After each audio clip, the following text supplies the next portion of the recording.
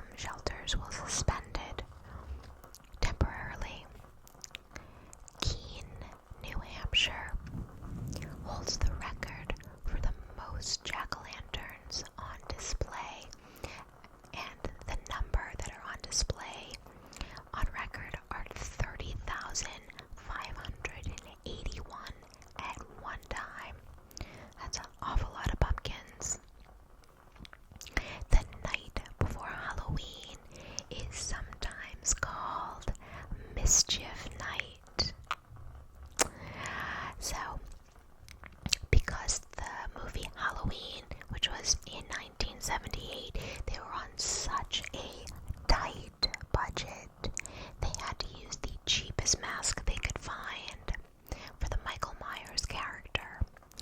And they went to the store, and the cheapest mask that they could get was the William Shatner Star Trek mask.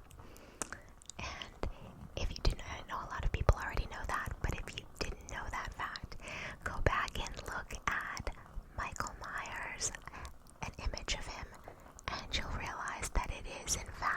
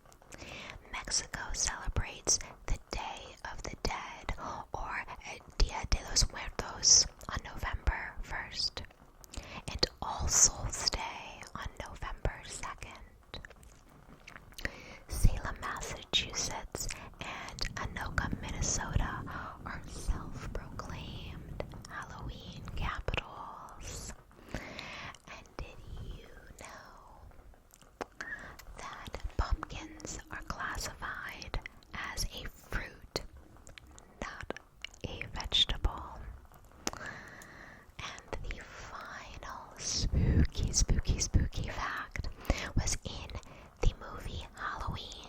And we've already talked a little bit about that movie. They got the stabbing sound. The Foley artist came up with the stabbing sound by stabbing a knife into a watermelon.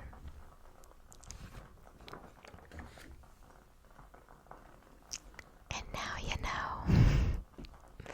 So guys, that is it for our spooktacular Halloween facts.